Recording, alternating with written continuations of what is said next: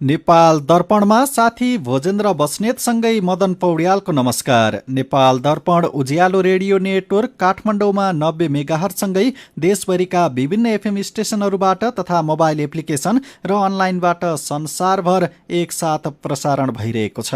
नेपाल दर्पण सुरु गरौं मुख्य खबरका शीर्षकहरूबाट। प्रधानमन्त्री ओलीद्वारा कञ्चनपुरमा दैजी छेला औद्योगिक क्षेत्रको शिलान्यास, निर्मला पन्तको हत्याका दोषीलाई तत्काल पक्राउ गरी सार्वजनिक गर्न निर्देशन। दोषीलाई सजाय दिने स्थिति निर्माण गर्नुहोस्। म प्रशासनलाई फेरि पनि निर्देश गर्न चाहन्छु। मेलम्ची खानेपानी आयोजनाको सुरुङमा पानी हालेर परीक्षण सुरु। ठूलो समस्या नआएमा 3 महिनापछि काठमाडौँमा पानी बाँड्न सकिने। चालु आर्थिक वर्षमा पनि 7% आर्थिक वृद्धि दर हासिल हुने सरकारी दाबी। आधार बिनाको दाबी गरेर मात्रै प्रगति हुन नसक्ने अर्थविदको भनाई। आधार चाहिँ के त, जो आर्थिक वृद्धि गर्ने मुखले बोलेर त आर्थिक वृद्धि हुने होइन त। सैन्य कुको विरोधमा म्यानमारमा आम हडताल, सेनाको चेतावनीका बीच निरन्तर प्रदर्शन। र नेपाल सुपर लिग फुटबल प्रतियोगिता वैशाख 11 गतेदेखि हुने। पहिलो 2020 क्रिकेटमा न्युजिल्यान्डले अस्ट्रेलियालाई 53 रनले हरायो। उज्यालो रेडियो नेटवर्कबाट प्रसारण भइरहेको नेपाल दर्पणमा अब सुनौ पूरा खबर। प्रधानमन्त्री केपी शर्मा ओलीले कञ्चनपुरको बेतकोट नगरपालिकामा दैजी छेला औद्योगिक क्षेत्रको शिलान्यास गर्नुभएको छ। औद्योगिक क्षेत्र घोषणा भएको र पहिलो पटक बजेट छुट्याइएको 25 वर्षपछि प्रधानमन्त्री ओलीले शिलान्यास गर्नुभएको हो। 2052 सालमा तत्कालीन प्रधानमन्त्री मनमोहन अधिकारीको नेतृत्वको सरकारले दैजी छेला औद्योगिक क्षेत्र स्थापना गर्न 2 लाख रुपैयाँ बजेट विनियोजन गरेको थियो। औद्योगिक क्षेत्र स्थापनाका लागि यसै वर्ष वातावरणीय प्रभाव मूल्याङ्कन स्वीकृत भएको छ। 900 बिघा जमिनमा स्थापना हुने औद्योगिक क्षेत्र 9 अर्ब रुपैयाँको लागतमा 5 वर्षभित्र निर्माण सम्पन्न हुने औद्योगिक क्षेत्र व्यवस्थापन लिमिटेडले जनाएको छ। औद्योगिक क्षेत्र स्थापना भएपछि 22,000 जनाले प्रत्यक्ष र 1 लाखले प्रत्यक्ष रोजगारी पाउने लिमिटेडको दाबी छ। कार्यक्रममा प्रधानमन्त्री केपी शर्मा ओलीले महाकाली नदी बेचेको नभई फिर्ता ल्याएको पनि दाबी गर्नुभयो। महाकाली सन्धि गरेर नदी बेच्यो भनेर आफूलाई धेरैले गाली गरेको भन्दै प्रधानमन्त्री ओलीले त्यत्तिकै अर्काले लगिरहेको पानी आफ्ना खेतमा हाल्ने फैसला गरेर नदी फिर्ता ल्याइएको बताउनुभयो। कार्यक्रममा प्रधानमन्त्री ओलीले 2.5 वर्ष अघि बलात्कारपछि हत्या गरिएकी कञ्चनपुरकी निर्मला पन्तको हत्याका दोषी पनि छिट्टै समातिने दाबी गर्नुभयो। उहाँले निर्मला पन्तका दोषीलाई तत्काल पक्राउ गरी सार्वजनिक गर्न पनि निर्देशन दिनुभयो। हत्याराहरूलाई अविलम्ब सार्वजनिक गर्नुहोस्, अविलम्ब छानबिन गर्नुहोस्, सार्वजनिक गर्नुहोस् र अपराधलाई न्यायको कठघरामा उभ्याउनुहोस्। दोषीलाई सजाय दिने स्थिति निर्माण गर्नुहोस्। म प्रशासनलाई फेरि पनि निर्देश गर्न चाहन्छु। हामी दृढताका साथ अगाडि बढ्नुपर्छ। कसैले कुनै प्रकारको दबाब दियो, यताउता गलत बाटो हिँडाउन खोज्यो भने त्यो गलत बाटो हिँड्नुपर्ने आवश्यकता छैन। हामी कर्तव्य पथमा अडिग भएर अगाडि समाजमा शान्ति सुरक्षा कायम गर्ने, पीडितलाई न्याय दिने, अपराधीलाई दण्ड दिने काम राज्यको हो र त्यो राज्यले गर्छ। तपाईहरु ढुक्क हुनुहोस्। प्रधानमन्त्री ओली कञ्चनपुर पुगेका बेला कार्यक्रममा निर्मला पन्तको न्याय माग्दै प्रदर्शन गर्ने 6 जनालाई प्रहरीले पक्राउ गरेको छ। मेलम्ची खानेपानी आयोजनाको सुरुङको परीक्षण गर्न पानी हालिएको छ। खानेपानी मन्त्री मणिचन्द्र थापाले पानी खोलेर सुरुङ भर्ने कामको सुरुवात गर्नुभएको हो। 26.5 किलोमिटर लामो सुरुङमा गएको असारमै पानी भरेर परीक्षण गरेको थियो, तर त्यसबेला हेलम्बु गाउँपालिका 1 मा रहेको मुख्य गेट फुटेर निस्केको पानीले दुर्घटना भएको थियो। दुर्घटनापछि गेटमा देखिएको त्रुटिलाई सुधार गरेर आज फेरि परीक्षणको काम सुरु गरिएको मेलम्ची खानेपानी विकास समितिका प्रवक्ता राजेन्द्र पन्तले जानकारी दिनुभयो। एकजना इन्जिनियर र एकजना चालकलाई बगाउने गरी भएको दुर्घटनापछि सुरुङ, मुहानस्थल, गेट लगायतका संरचनाको पुनः जाँच र सुधार गरेको उहाँले बताउनुभयो। सम्भावित दुर्घटनालाई ध्यान दिएर विशेष सतर्कता अपनाएको र दुर्घटना भइहालेमा उद्धारका लागि हेलिकप्टरलाई तयारी अवस्थामा राखिएको पनि प्रवक्ता पन्तले बताउनुभयो। सिन्धुपाल्चोकको मेलम्ची खोलादेखि काठमाडौँको सुन्दरी जलसम्मको 26.5 किलोमिटर सुरुङ भर्न 15 देखि 20 दिन लाग्ने आयोजनाले जनाएको छ। सुरुवाती चरण भएकोले सुरुङको क्षमता अनुसार पानी छाडिने छैन। परीक्षणका लागि प्राविधिक मापदण्ड अनुसार प्रति सेकेन्ड 260 लिटरको दरले सुरुङमा पानी प्रवाह गरिनेछ। सुरुङमा पानी भरिएपछि झण्डै 10 दिन त्यत्तिकै राख्ने र प्रति सेकेन्ड 260 लिटरकै दरमा 15 देखि 20 दिन लगाएर बाहिर पानी फालेर सुरुङ खाली गरिनेछ। पानी सबै फालिसकेपछि सुरुङको गुणस्तर पुनः परीक्षण गरिने आयोजनाले जनाएको छ। केही समस्या देखिए समाधान गरेर सुरुङमा नियमित पानी पठाइने प्रवक्ता पन्तले बताउनुभयो। यो पानी सुन्दरी जलमा रहेका 2वटा प्रशोधन केन्द्र हुँदै वितरण प्रणालीमा पठाइने र यी सबै कामका लागि झण्डै 3 महिना लाग्ने उहाँले बताउनुभयो। मेलम्चीबाट दैनिक 17 करोड लिटर पानी काठमाडौँ उपत्यकामा आउने आयोजनाले जनाएको छ। मेरो पनि भन्नु छ। आजको मेरो पनि भन्नु छमा हामीले मेलम्चीको सुरुङमा परीक्षण सुरु भएको खबरमा तपाईँले नै व्यक्त गर्नुभएका विचार, टिप्पणी र प्रतिक्रियालाई समेटेका छौं। प्रशान्त राई लेख्नुहुन्छ, यो दिन ऊ दिन भनेर समय नतोकौं। जुन दिन काठमाडौँमा पानी आइपुग्छ त्यसपछि मात्र जानकारी गराउँ। आशा गरौं अब छिट्टै मेलम्चीको पानी पिउन पाइएला।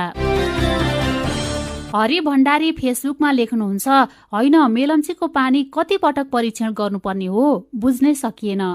यसअघि पनि परीक्षण सुरु गरेको सुनिएको थियो। पहिल्यै चर्चा सुरु भए पनि मैले पहिलो पटक 2056 सालतिर मेलम्चीको पानी काठमाडौँ ल्याउने भनेको सुनेको थिएँ। अहिलेसम्म कामै सकिएको छैन। वीरेन्द्र धामीको प्रतिक्रिया छ, चुनावको भोकले हिजो आज छिटो छिटो काम हुन थाल्यो कि के हो? यसरी नै काम हुने हो भने त 2 वर्षमै देशमा कायापलट हुन्छ कि जस्तो छ। ईश्वर श्रेष्ठलाई चाहिँ 3 महिनामा पानी आउने कुरामा त्यति विश्वास लागेको छैन। उहाँ लेख्नुहुन्छ, पानी आउने त 3 महिनापछि नै हो, तर कतिवटा 3 महिनापछि हो त्यो चाहिँ भन्न सकिँदैन। अनि सन्तोष रावल व्यङ्ग्यात्मक शैलीमा लेख्नुहुन्छ, 3 महिना धेरै चाँडो भएन र? कम्तीमा 6 वर्ष भन्नुपर्ने थियो, कतै भन्दा गल्ती त भएन? विचारका लागि तपाईँलाई धन्यवाद। मेरो पनि भन्नु छ। मेरो पनि भन्नु छ प्रस्तुत गर्दै हुनुहुन्थ्यो साथी जानुका दुवाडी। फेरि पनि खबरकै सिलसिला। नेपाल कम्युनिस्ट पार्टी नेकपाको प्रचण्ड नेपाल समूहले भागबण्डाका आधारमा 68 जिल्लाको नेतृत्व चयन गरेको छ। पूर्व माओवादी समूहले 35 र पूर्व एमाले समूहले 33 जिल्लामा नेतृत्व पाएको हो। अब 9 जिल्लामा नेतृत्व चयन गर्न बाँकी रहेको छ। प्रधानमन्त्री केपी शर्मा ओलीले गएको पुस 5 गते प्रतिनिधि सभा विघटन गरेपछि नेकपा 2 समूहमा विभाजित भएको छ। यसअघि नेकपा प्रचण्ड नेपाल समूहका अध्यक्षद्वय पुष्पकमल दाहाल प्रचण्ड र माधव कुमार नेपाल बीच 50-50% का आधारमा नेतृत्व चयन गर्ने गरी 9 बुँदे सहमति भएको थियो। प्रधान न्यायाधीश सोलेन्द्र शमशेर जबराले नेपाली सेनाबाट सर्वोच्च अदालतले प्राप्त गरेको जग्गा खाली गरिदिन आग्रह गर्नुभएको छ। प्रधान न्यायाधीश जबराले प्रधान सेनापति पूर्णचन्द्र थापालाई सर्वोच्च अदालतमा बोलाएर सर्वोच्चले प्राप्त गरिसकेको जग्गा चाँडो खाली गरिदिन आग्रह गर्नुभएको सर्वोच्चका सञ्चार विज्ञ किशोर पौडेलले जानकारी दिनुभयो। पौडेलका अनुसार सेनाबाट प्रक्रियागत रूपमा सर्वोच्चले प्राप्त गरेको जग्गामा अहिले सर्वोच्चका लागि नयाँ भवन बनाउने काम भइरहेको छ। काम सुरु भए पनि सेनाले घोडा बाँध्न प्रयोग गरिरहेको जग्गा खाली नगरेकाले प्रधान न्यायाधीशले खाली गराउन आग्रह गर्नुभएको हो। सेनाले केही जग्गा छोडेर सर्वोच्चलाई हस्तान्तरण गर्नुपर्ने भएकोले त्यस विषयमा छलफल गर्न प्रधान सेनापति थापा सर्वोच्च अदालतमा पुग्नु भएको उहाँको भनाइ छ। प्रतिनिधि सभा विघटन विरुद्ध परेको रिटमा पक्ष विपक्षको बहस सकिएको अवस्थामा भएको प्रधान न्यायाधीश र प्रधान सेनापति बीचको भेटलाई धेरैले अर्थपूर्ण रूपमा हेरेका छन्। नेपाली कांग्रेसका प्रवक्ता विश्वप्रकाश शर्माले नेपालको राजनीति बदलिनु पर्ने बताउनु भएको छ। काठमाडौँमा विद्यार्थीसँग भएको कार्यक्रममा कांग्रेस प्रवक्ता शर्माले अहिले चलिरहेको नेपाली राजनीतिले देशको जिम्मेवारीको भारी बोक्न नसक्ने भन्दै राजनीति बदलिनु पर्ने बताउनु भएको हो। प्रवक्ता शर्माले चन्द्र सूर्य अंकित नेपालको राष्ट्रिय झण्डा राजनीतिक दलहरूको झण्डाभन्दा बलियो बन्नुपर्नेमा जोड दिनुभयो। कार्यक्रममा नेपाल विद्युत प्राधिकरणका पूर्व कार्यकारी निर्देशक कुलमान घिसिङले अब हरेक व्यक्ति आत्मनिर्भर हुनुपर्नेमा जोड दिनु भएको छ। उहाँले हरेक व्यक्तिले आफ्नो जिम्मेवारी मात्रै पूरा गरे पनि देश सुन्दर हुने बताउनु भयो। सीधा कुरा प्रष्ट विचार, यो हो उज्यालो रेडियो नेटवर्क काठमाडौँमा 90 मेगाहर्ज, नेपाल दर्पणमा रिपोर्टसँगै खबरको सिलसिला बाँकी नै छ, सुन्दै गर्नुहोला। तपाईँ अहिले रेडियो, मोबाइल एप्लिकेसन र अनलाइनबाट प्रसारण भइरहेको उज्यालो रेडियो नेटवर्कको नेपाल दर्पण सुन्दै हुनुहुन्छ। यतिन्जेल हामीले प्रधानमन्त्री ओलीद्वारा कञ्चनपुरमा दैजी छेला औद्योगिक क्षेत्रको शिलान्यास, निर्मला पन्तको हत्याका दोषीलाई तत्काल पक्राउ गरी सार्वजनिक गर्न निर्देशन, मेलम्ची खानेपानी आयोजनाको सुरुङमा पानी हालेर परीक्षण सुरु, नेकपा प्रचण्ड नेपाल समूहद्वारा 68 जिल्लाको नेतृत्व चयन लगायतका खबर प्रस्तुत गर्यौं। नेपाल दर्पणमा अब बाँकी प्रसङ्ग। अर्थ मन्त्रालयले बजेटको अर्धवार्षिक समीक्षा गरिसकेको छ। समीक्षामा बजेटको आकार केही घटाइए पनि 7% आर्थिक वृद्धि दर भने यथावत नै राखेको छ। विश्व बैंक, एसियाली विकास बैंक लगायतका अन्तर्राष्ट्रिय निकायले यो वर्ष नेपालको आर्थिक वृद्धि दर 0.6% को हाराहारीमै सीमित रहने अनुमान गरे पनि सरकारले भने 7% आर्थिक वृद्धि दर हासिल हुने दावी गरिरहेको छ। अर्थविदहरूले भने सरकारको एककोहोरो दावीले मात्रै 7% को वृद्धि दर हासिल नहुने भन्दै लक्ष्य संशोधन गर्नुपर्ने बताएका छन्। थप जानकारी सहित अर्जुन पोखरेलको रिपोर्ट। चालू आर्थिक वर्षको 6 महिनाका केही तथ्याङ्कले हाम्रो अर्थतन्त्र पुनः उच्च आर्थिक वृद्धिको बाटो समात्ने गरी चलायमान भइसकेको देखिन्छ। अर्को वर्ष 15 योजनाले प्रक्षेपण गरेको 10% हाराहारीको आर्थिक वृद्धि दर हासिल हुने सक्ने सम्भावना प्रबल रहेको छ। कार्यकाल सम्हालेको 3 वर्ष पुगेको अवसरमा प्रधानमन्त्री केपी शर्मा ओलीले यो वर्ष 7% को आर्थिक वृद्धि दर कायम हुने र 15औं आवधिक योजनामा 10% को वृद्धि दर हासिल हुने दावी गर्नुभयो। प्रधानमन्त्रीले निकै सहज ढंगले आर्थिक वृद्धि दरको कुरा गरिरहँदा अर्थविदहरूले भने प्रधानमन्त्रीको भनाई र गराईमा धेरै फरक रहेकोले आर्थिक वृद्धि दरको लक्ष्य प्राप्तिमा निकै समस्या हुने बताएका छन्। सूक्ष्म अध्ययन गरिरहेको विश्व बैंकले चालू आर्थिक वर्षमा नेपालको आर्थिक वृद्धि दर जम्मा 0.6% हुने बताइसकेको छ। कोरोना महामारीको कारण बन्द भएका उद्योग मध्ये जम्मा 54% मात्रै पूर्ण क्षमतामा चलेका छन्। 7 महिनामा पुँजीगत खर्च अर्थात् विकास बजेट जम्मा 19% को हाराहारीमै सीमित छ। देशमै उत्पादन हुन सक्ने वस्तुको आयात पनि बढिरहेको छ। 7 महिनामा 48 अर्ब 87 करोड रुपियाँको खाद्यान्न मात्रै विदेशबाट आयात भएको छ। सरकारले कुनै आधार बिना आर्थिक वृद्धि दरको कुरा गरिरहेको बताउनुहुन्छ अर्थविद डाक्टर पोषराज पाण्डे। जसरी प्रधानमन्त्रीज्यूले दावी गर्नुभएको चाहिँ छ त्यो मान्न म तयार चाहिँ छैन। प्रधानमन्त्रीज्यूले गरेको सही दावी चाहिँ होइन। कि आधार चाहिँ के त ग्रोथ, त्यो आर्थिक वृद्धि गर्ने मुखले बोलेर त आर्थिक वृद्धि हुने होइन त। त्यसको लागि त आधार चाहियो। आधार भनेको हामीहरूको लगानी चाहिँ हुनु चाहिँ पर्यो। आर्थिक वृद्धि दर भने त लगानी नभइकन त हाम्रो आर्थिक वृद्धि दर हुँदैन त। आर्थिक वृद्धि दरको लागि चाहिने सबैभन्दा ठूलो कुरा लगानी हो। अहिले सरकारले ठूला पूर्वाधारमा लगानी गर्न सकेको छैन। साना विकास निर्माणमै अल्झिएको अवस्था छ। निजी क्षेत्र विभिन्न झन्झट र लामो प्रक्रियाका कारण लगानीमा उत्साहित हुन सकेको छैन। विदेशी लगानी पोहोरको आर्थिक वर्षको पहिलो 6 महिनाको तुलनामा यो वर्ष 37%ले घटेको छ। बैंक तथा वित्तीय संस्थामा पर्याप्त निक्षेप थुप्रिँदा पनि कर्जा प्रवाह बढेको छैन। राष्ट्रिय आयमा टेवा दिने कृषि र उद्योग क्षेत्रमा लगानी बढेको छैन। खर्च चलायमान बनाउने राष्ट्रिय गौरवका आयोजनालाई यो आर्थिक वर्षको लागि छुट्याइएको 92 अर्ब 6 करोड रुपियाँ मध्ये 6 महिनामा जम्मा 13 अर्ब 98 करोड रुपियाँ अर्थात् 15% को हाराहारीमा मात्रै खर्च भएको छ। सरकारले कामको गतिलाई बढाएमा 3 देखि 4% सम्मको आर्थिक वृद्धि दर हासिल गर्न सकिने बताउनुहुन्छ अर्थविद डाक्टर डिल्ली राज खनाल। मैले चाहिँ सरकारका जिम्मेवारी मान्छेहरूलाई पनि मैले सल्लाह सुझाव दिँदै आएको कुरा के हो भन्नुहुन्छ भने यो बजेटलाई पनि फेरि पुनर्विचार गरेर नयाँ ढङ्गले जानुपर्ने हो कि भनेर पनि म चाहिँ नि बोलेको थिएँ। अर्थतन्त्रका विविध क्षेत्रमा अहिले पनि यो वा त्यो ढङ्गले चाहिँ नि प्रभाव परिरहेको छ। अर्थतन्त्रलाई उकास्ने कुरामा चाहिँ नि समस्या छ। त्यसो भएर पनि विश्व बैंकले पनि ज्यादै त्यसको कन्जर्भेटिभ स्टेज भयो। नकारात्मक भन्ने त हुँदैन नै। तपाईँको 3 देखि 4% को आर्थिक वृद्धि दर यो वर्ष हुन सक्छ। कोरोना महामारीको प्रभाव कम हुँदै गए पनि यसले आर्थिक क्षेत्रमा पारेको प्रभाव निकै गहिरो छ। यस्तो अवस्थामा सरकारले कुनै आधार बिना प्रगति भइरहेको छ भनेर सन्तोष मान्नुभन्दा पनि अर्थतन्त्रमा परेको असर समाधानतर्फ केन्द्रित हुनुपर्ने बेला हो। रिपोर्टपछि फेरि पनि खबरकै सिलसिला। चालू आर्थिक वर्षको पहिलो 7 महिनामा झण्डै 49 अर्ब रुपियाँको खाद्यान्न आयात भएको छ। साउनदेखि माघसम्म 48 अर्ब 87 करोड रुपियाँको खाद्यान्न विभिन्न देशबाट नेपाल भित्रिएको भन्सार विभागले जनाएको छ। हरियो तरकारीदेखि फलफूल र दाल चामल पनि नेपालले विदेशबाटै किनेको छ। 7 महिनामा झण्डै 20 अर्ब रुपियाँ बराबरको धान चामल मात्रै आयात भएको छ। 7 महिनामा व्यापार घाटा पनि 7 खर्ब 33 अर्ब 72 करोड रुपियाँ पुगेको छ। नेपालले विदेशबाट 8 खर्ब 3 अर्ब 60 करोड रुपियाँको वस्तु तथा सेवा आयात गरेको छ। तर यसै अवधिमा नेपालले जम्मा 69 अर्ब 91 करोड रुपियाँको वस्तु तथा सेवा मात्रै निर्यात गर्न सकेको छ। आयात 0.01%ले बढेको छ भने निर्यात 7.61%ले बढेको छ। नेपालको सबैभन्दा ठूलो व्यापार घाटा भारतसँग रहेको छ। भारतबाट 7 महिनामा 5 खर्ब 31 अर्ब 95 करोड रुपियाँको वस्तु तथा सेवा आयात भएको छ भने जम्मा 49 अर्ब 93 करोड रुपियाँको निर्यात भएको छ। भारतसँग 4 खर्ब 82 अर्ब रुपियाँको व्यापार घाटा रहेको छ।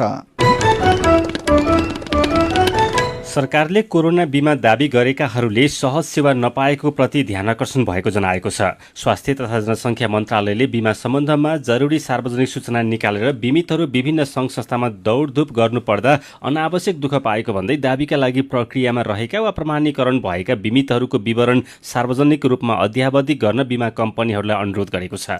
यस्तै मन्त्रालयले केही प्रयोगशालाहरूले कोरोना परीक्षणको विवरण एपिडेमियोलोजी तथा सरुवा रोग नियन्त्रण महाशाखामा नपठाएको भन्दै तत्कालै पठाउन भनेको छ। विवरण नपठाएको कारण रुजु गर्दा नमिलेर बिमितले रकम नपाएमा सम्बन्धित प्रयोगशाला जिम्मेवार हुनुपर्ने भन्दै मन्त्रालयले प्रयोगशालाको सम्बन्धन खारेज गर्ने चेतावनी समेत दिएको छ। कोरोना बिमा दावी रकमको प्रमाणीकरण गर्न गठन भएको टोलीले प्राप्त गरेका 18,000 भन्दा धेरै विवरण मध्ये 15,000 भन्दा धेरैको प्रमाणीकरण भइसकेको स्वास्थ्य तथा जनसङ्ख्या मन्त्रालयले जनाएको छ। यसैबीच पछिल्लो 24 घण्टामा 125 जनामा कोरोना संक्रमण पुष्टि भएको छ। 3,681 जनाको PCR परीक्षण गर्दा 125 जनामा कोरोना संक्रमण पुष्टि भएको स्वास्थ्य मन्त्रालयले जनाएको छ।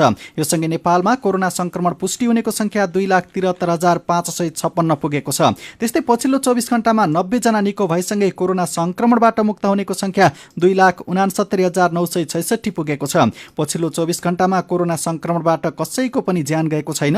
अहिले नेपालमा 1,529 जना सक्रिय संक्रमित रहेका छन्।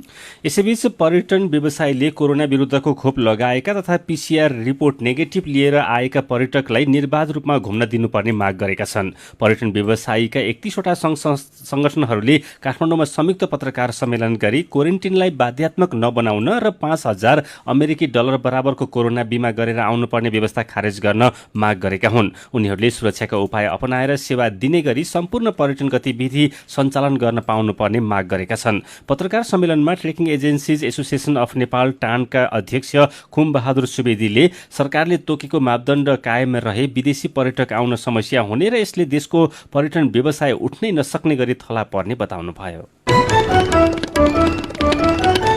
सीधा कुरा प्रश्न विचार यो हो उज्यालो रेडियो नेटवर्क काठमाडौँमा 90 मेगाहर्ज। नेपाल दर्पणमा खबरको सिलसिला बाँकी नै छ, सुन्दै गर्नुहोला।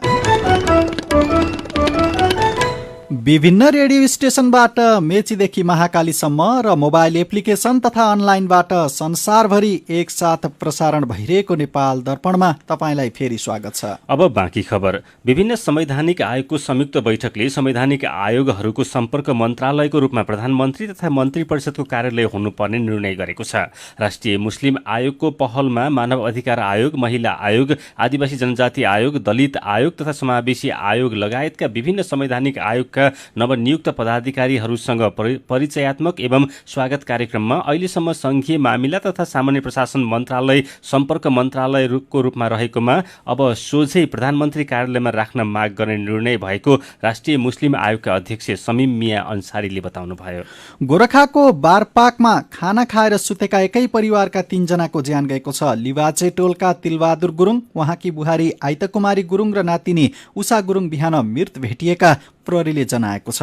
ललितपुरको जावलाखेल चोकमा बसले ठक्कर दिँदा एक महिलाको ज्यान गएको छ। आज दिउँसो बसले स्कुटरलाई ठक्कर दिँदा घाइते भएकी उदयपुरको कटाडी घर भई ललितपुरको बागडोल बस्ने 23 वर्षकी सृजना राईको उपचारका क्रममा अल्का अस्पतालमा ज्यान गएको महानगरीय प्रहरी परिसर ललितपुरले जनाएको छ। शेयर बजार परिसूचक नेप्से झण्डै 33 अङ्कले घटेको छ। जलविद्युत र अन्य बाहेक अरू सबै समूहको शेयर ओह्रालो लागेपछि आज नेप्से 32.67 अङ्कले घटेर 2607.67 बिन्दुमा झरेको हो। आज 207 कम्पनीका 2 करोड 16 लाख किता शेयर 8 अर्ब 40 करोड 63 लाख रुपैयाँमा कारोबार भएको छ।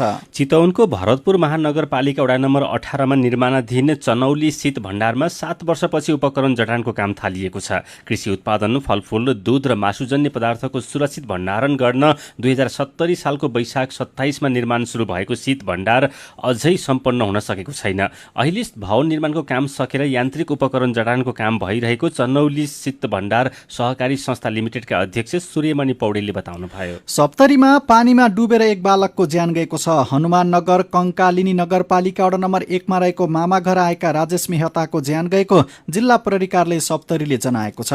भूमि सम्बन्धी समस्या समाधान आयोगमा पदाधिकारी नियुक्त भए लगत्तै दाङमा वन फडानी भएको छ। वनको जग्गा आफूले भोग चलन गरिरहेको देखाएर लालपूर्जा हात पार्न गाउँलेहरूले एउटा वन पुरै सखाप पारेका छन्। तुलसीपुर उपमहानगरपालिका वडा नम्बर 8 कटकुइयाको गुहे डाँडामा 248 वटा सालका रुख काटिएका वन कार्यालयले जनाएको छ। सालका रुख कटानबारे अनुसन्धान गरिरहेको र दोषी पत्ता लगाई कानून अनुसार कारबाही गरिने जिल्ला वन सब डिभिजन कार्यालय दाङले जनाएको छ। गोठी संस्थानले महाशिवरात्रिमा पशुपति क्षेत्रमा आउने साधु सन्तका लागि खाने, बस्ने, धुनी जगाउने लगायत स्वागत सत्कार व्यवस्थापनको तयारी सुरु गरेको छ।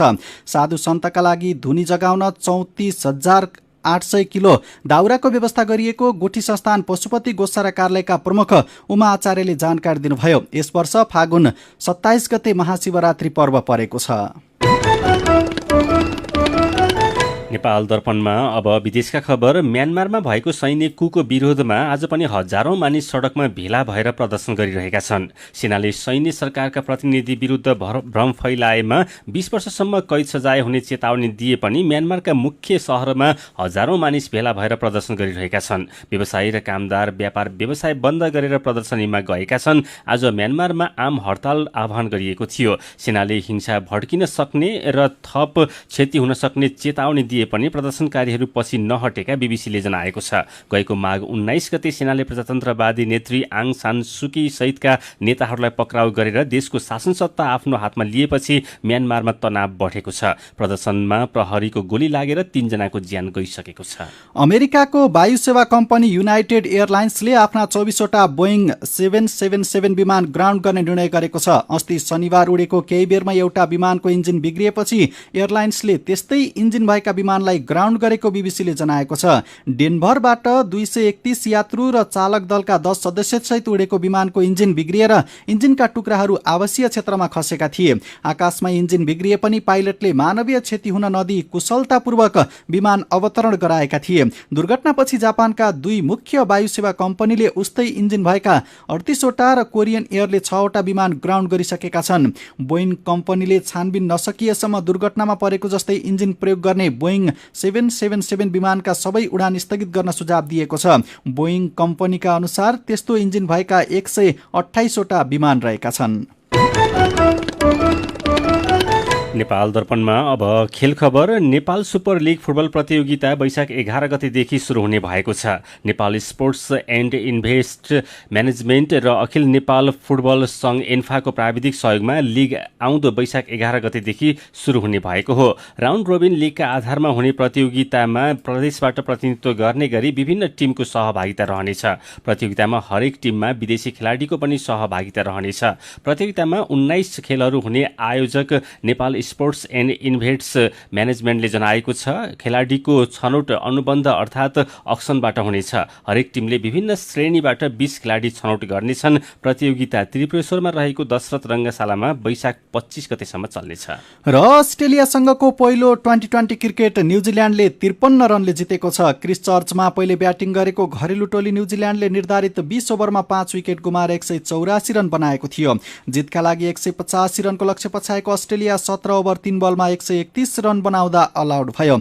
अस्ट्रेलियाका लागि मिचेल मार्क्सले सर्वाधिक 45, एस्टनगरले 23 र एडम जाम्पाले अभिजित 13 रन जोडे। न्युजिल्यान्डका इस्सोदीले 4 विकेट लिए। यस्तै टिम साउथी र ट्रेन्टवोल्टले 2-2 विकेट लिए। न्युजिल्यान्डका लागि डेभन कोन्टेले अभिजित 79 रन बनाए। अस्ट्रेलियाका ड्यानियल साम र जे रिचर्ड्सले 2-2 विकेट लिए। जितसँगै 5 खेलको श्रृङ्खलामा न्युजिल्यान्डले 1-0 को अग्रता बनाएको छ। 2020 श्रृङ्खला खेल्न अस्ट्रेलिया न्युजिल्यान्ड भ्रमणमा छ। खेल खबरसँगै उज्यालो रेडियो नेटवर्कबाट प्रसारण भइरहेको नेपाल दर्पणको समय सकिने लागेको छ। बिदा हुनुअघि आजका मुख्य खबरका शीर्षकहरू फेरि एकपटक। प्रधानमन्त्री ओलीद्वारा कञ्चनपुरमा दैजी छेला औद्योगिक क्षेत्रको शिलान्यास। निर्मला पन्तको हत्याका दोषीलाई तत्काल पक्राउ गरी सार्वजनिक गर्न निर्देशन। मेलम्ची खानेपानी आयोजनाको सुरुङमा पानी हालेर परीक्षण सुरु। ठूलो समस्या नआएमा 3 महिनापछि काठमाडौँमा पानी बाँड्न सकिने। चालु आर्थिक वर्षमा पनि 7%कै आर्थिक वृद्धि दर हासिल हुने सरकारी दाबी। आधार बिनाको दाबी गरेर मात्रै प्रगति हुन नसक्ने अर्थविदको भनाई। सैन्य कुको विरोधमा म्यानमारमा आम हडताल। सेनाको चेतावनीका बीच निरन्तर प्रदर्शन। र नेपाल सुपर लिग फुटबल प्रतियोगिता वैशाख 11 गतेदेखि हुने। पहिलो 2020 क्रिकेटमा न्युजिल्यान्डले अस्ट्रेलियालाई 53 रनले हरायो। आजको नेपाल दर्पण सकिएको छ। प्रविधिमा साथ दिने साथी सङ्घर्ष विष्टसँगै हामी भोजेन्द्र बस्नेत र मदन पौड्याल पनि बिदा हुन्छौँ। कोरोनाको जोखिम कायमै रहेकाले सुत्नु अघि पनि साबुन पानीले मिची मिची 20 सेकेन्डसम्म हात धुन नबिर्सिनुहोला। नमस्कार।